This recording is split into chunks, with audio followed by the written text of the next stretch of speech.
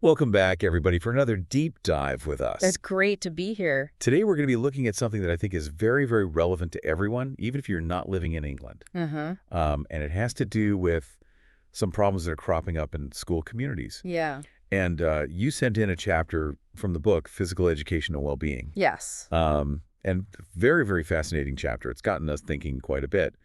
And it's all about how educational approaches impact health and well-being and physical education specifically. Right. And we're going to be focusing on how this is playing out in England in their primary education system. Yeah, that's right. We're going to be kind of going a bit deeper than just talking about gym class. Right. This chapter kind of unpacks some of the hidden messages and assumptions that we have about health and sports and even character building. Right. Things that we don't always realize are shaping our young people's experiences at school. Yeah, and the chapter dives right into this idea of healthism, Yeah.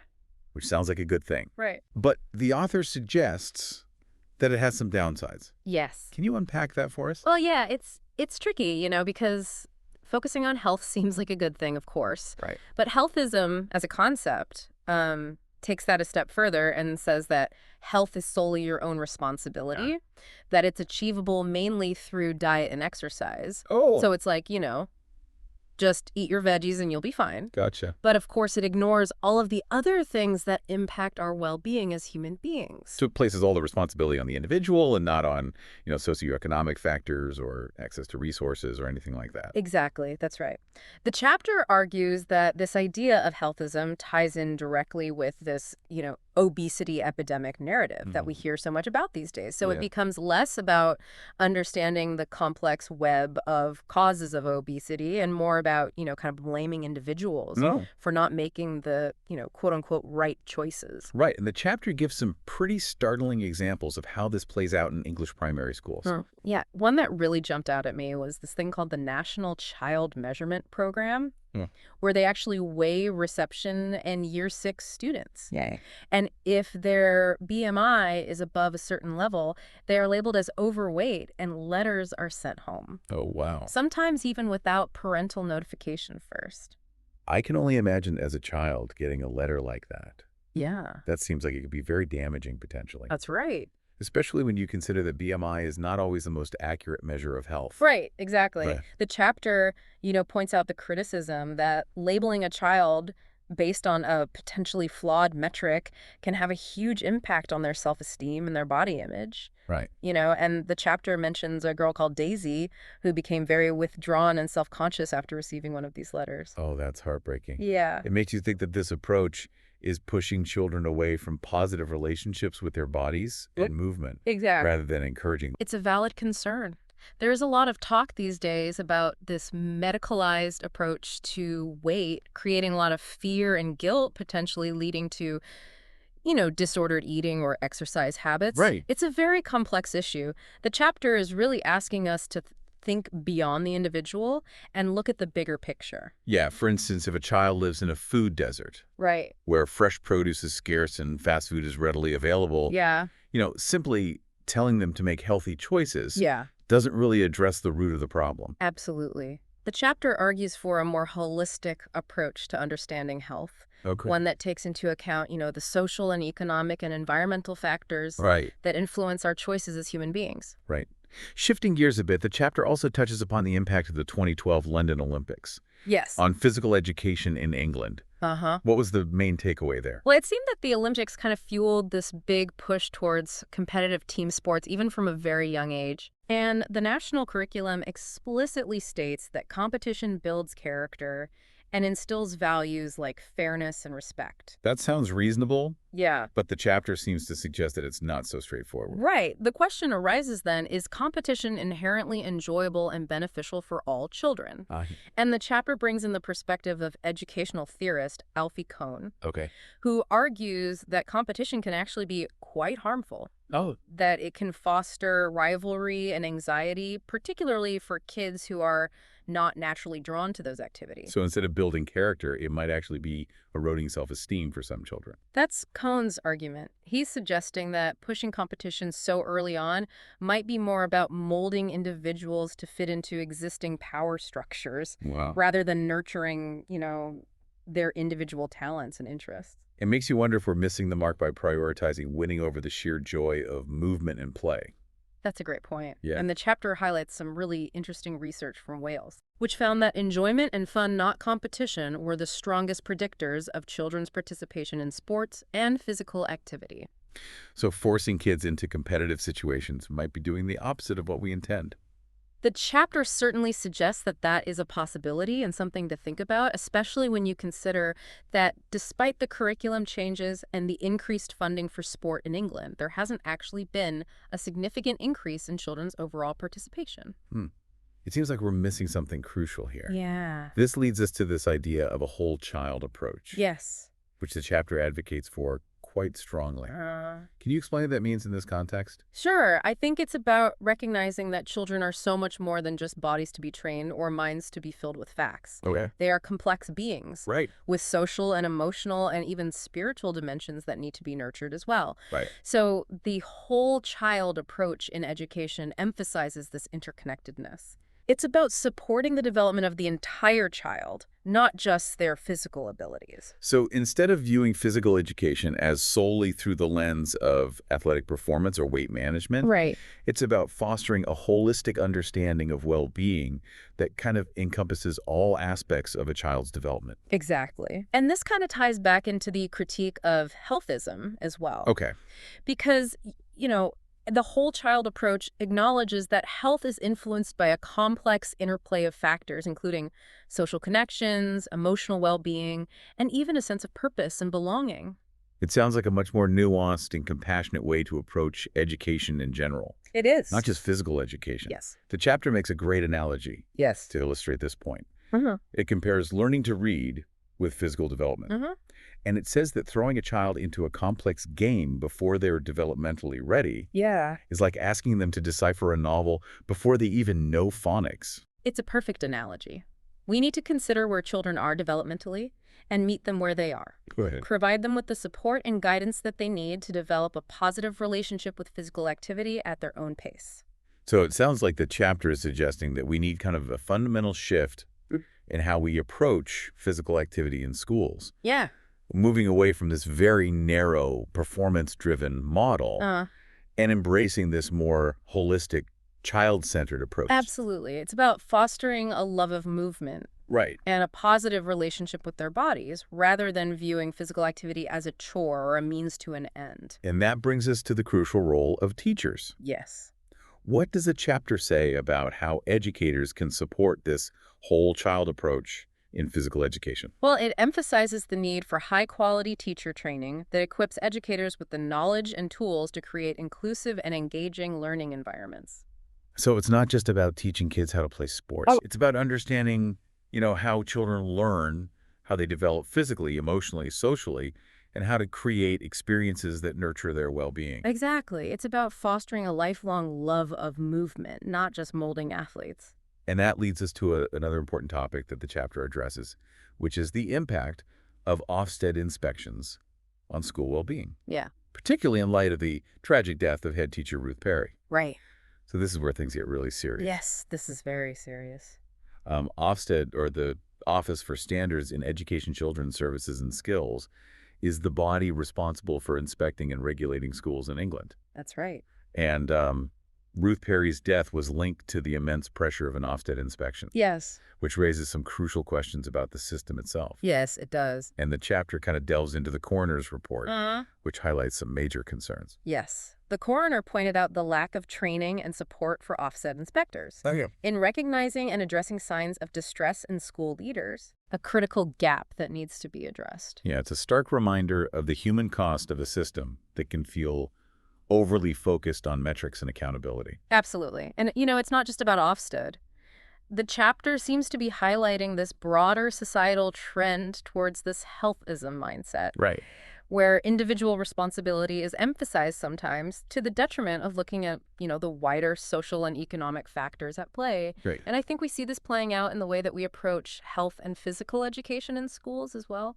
It's like we're so focused on measuring and labeling, on ticking boxes and achieving targets, Yeah. that we lose sight of the human being Yes. at the heart of it all. It makes you wonder if this focus on data and standardization might be undermining our efforts to really support children's well-being Right.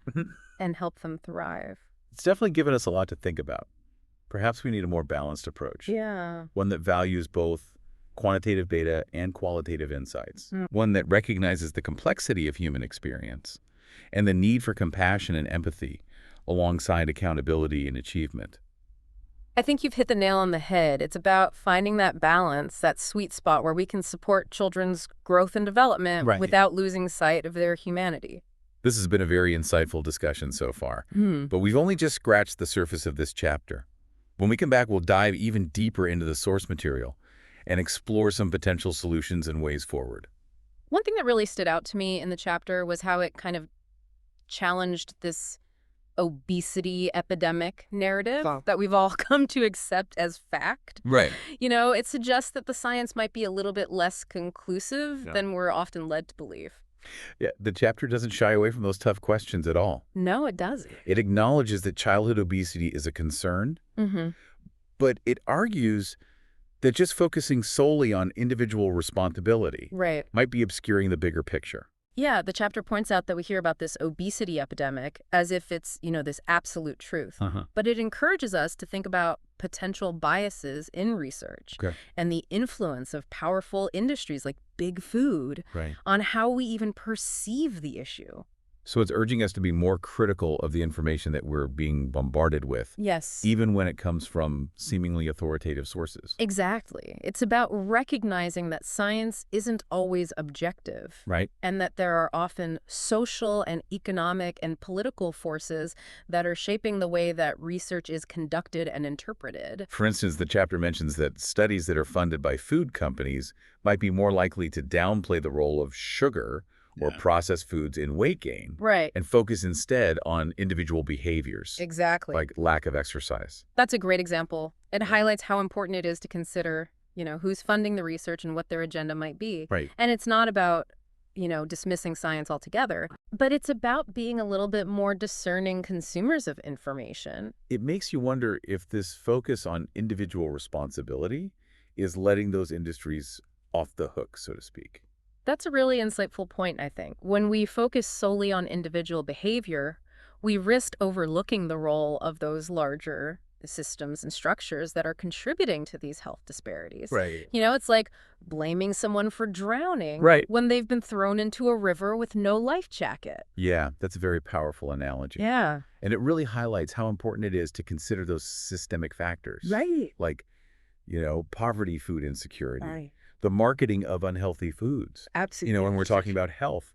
It's not about letting individuals off the hook for making healthy choices. Right. But it's about recognizing that, those choices are often constrained by factors that are outside of their control. Right. We really need to address those systemic issues if we want to create a truly equitable and healthy society. Yeah. This reminds me of something else that the chapter touched on, which was this concept of the hidden curriculum in education. Oh, that's a fascinating idea. Tell me more. Well, the hidden curriculum refers to those unspoken messages and values that are transmitted through education, often unintentionally. Okay. It's about the attitudes and the behaviors and the assumptions Yeah. that are kind of embedded in the culture of a school or a classroom. So even if a teacher isn't explicitly saying, being overweight is bad, the way they structure activities, the language they use, even the posters on the wall could be sending those messages. Exactly. And the chapter argues that, this hidden curriculum can often reinforce those dominant narratives around health and fitness. Right. Even when the formal curriculum is, trying to promote a more holistic approach. That makes a lot of sense. Yeah. If kids are constantly being weighed and measured, if they're always being told to eat less and move more, it's going to shape their perception of their bodies and their relationship with physical activity. Absolutely. It's like we're sending these mixed messages. Wow. On the one hand, we're telling kids, be healthy, be active. Yeah. But on the other hand, we're constantly, judging their bodies, emphasizing weight loss. It's no wonder that so many kids develop, negative body image and disordered eating habits. It seems like the chapter is advocating for a major shift in how we think about health and physical education. Yes. Moving away from this focus on control and standardization Uh-huh. and embracing this more nuanced and compassionate approach.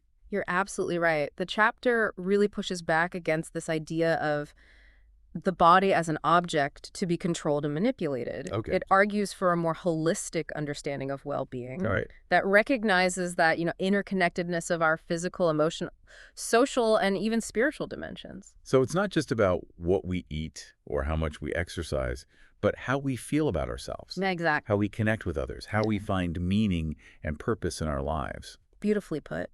And the chapter suggests that, this whole child approach to education can be a really powerful framework for fostering this more holistic understanding of well-being.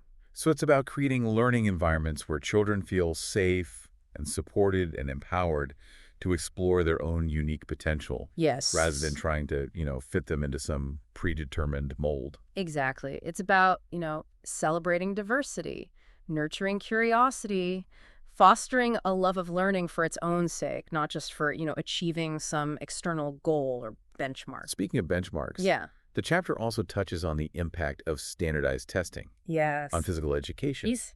And it seems like there's this growing trend towards assessing children's fitness levels and then ranking schools based on those results. It's a concerning trend, and while it's, important to monitor children's physical development and make sure that they're getting enough physical activity, the chapter argues that, this emphasis on standardized testing can have some unintended consequences. Like, for example, it could lead to a narrowing of the curriculum Yes. where teachers are focusing only on those activities that are tested, Right. and they might neglect other important aspects of physical education, Yeah. like dance or yoga or outdoor adventure activities. That's a valid concern.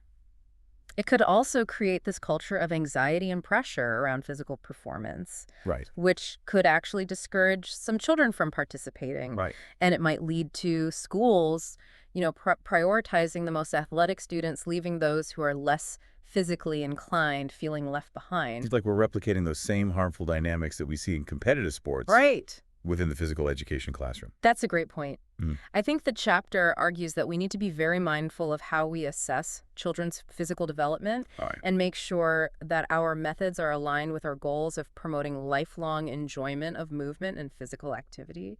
So it's about finding a balance between accountability and inclusivity, Yes. between, measuring outcomes and nurturing the process. I couldn't have said it better myself. It's about creating this culture of well-being in schools where children feel, supported and encouraged to develop a positive relationship with their bodies and with movement, regardless of their skill level or athletic ability. And that brings us back to this crucial role of teachers Yes. in fostering this culture of well-being. Mm-hmm. So what does the chapter say about the challenges and opportunities that are facing educators in this area?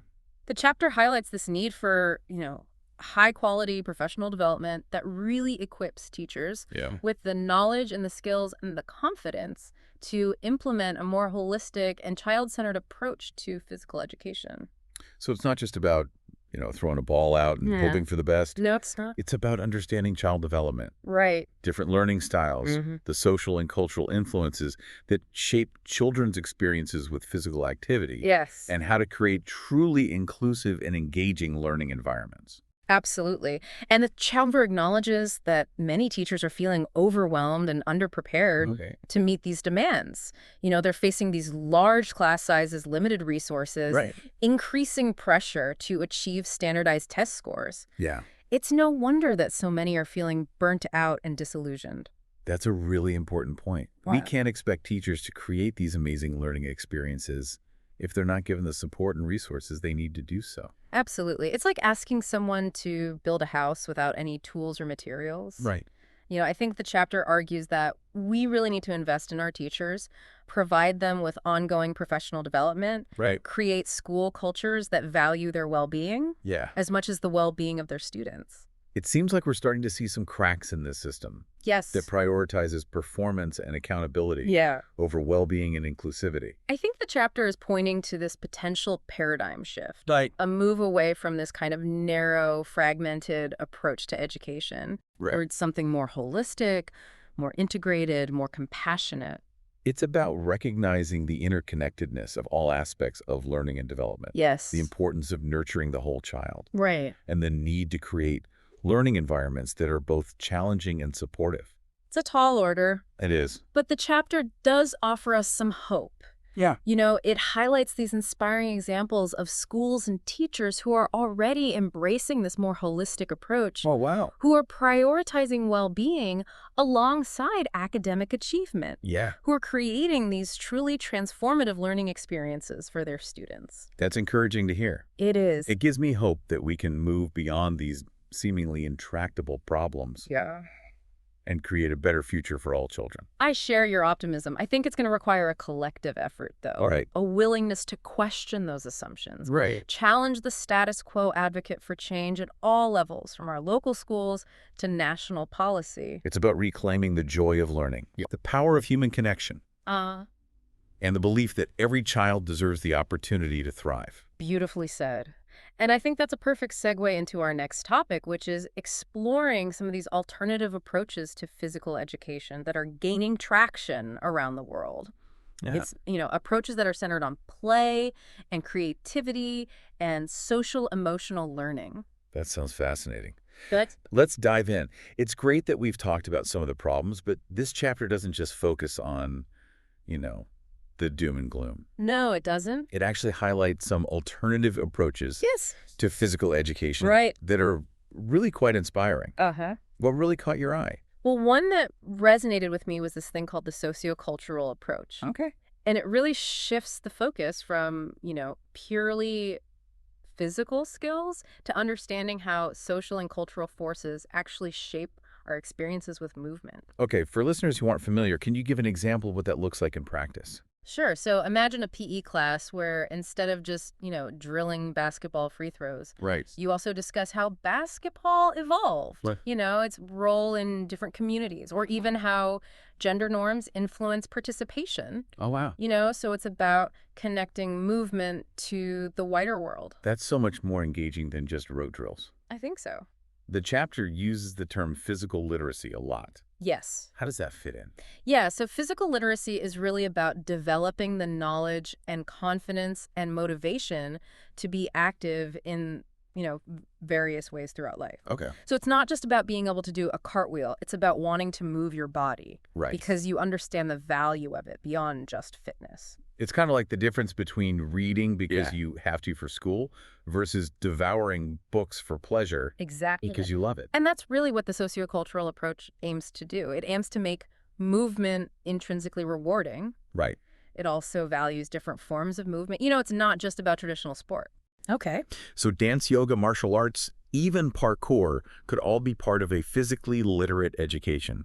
The chapter also mentions this term governmentality, Yes. which sounds very intimidating. It's a big word. Yeah, how does that relate to PE? Well, the idea is that sometimes, even with good intentions, PE can be used to shape citizens who are, obedient and productive Oh. rather than truly free and empowered. So it's like the system is saying, we'll teach you to move, but only in these approved ways that benefit society. Yeah, that's a very simplified way to put it, but you're getting at the core idea. Okay. The chapter critiques this, Right. saying that a truly liberatory PE program Yeah. should equip students to critically examine these power dynamics, Yeah. not just, follow along blindly. That makes sense. The chapter also talks about critical pedagogy, Yes. and I think that ties into this. It does. Critical pedagogy encourages teachers and students to really question assumptions and challenge inequalities. So, for example, why are certain sports seen as more masculine or feminine? Right. How does socioeconomic status, impact access to physical activity? Right. It's about making those hidden power structures visible. So how does this all translate into, concrete changes in schools? Right. It feels very overwhelming. It's a big question. I think it starts with awareness. Okay. So teachers need training in these alternative approaches. Right. And the curriculum should reflect a broader view of movement. Okay. And we need to reevaluate how we assess kids, focusing less on standardized fitness tests and more on individual progress and enjoyment. And it's not just on teachers. Right? Parents and policymakers have roles to play too. Absolutely.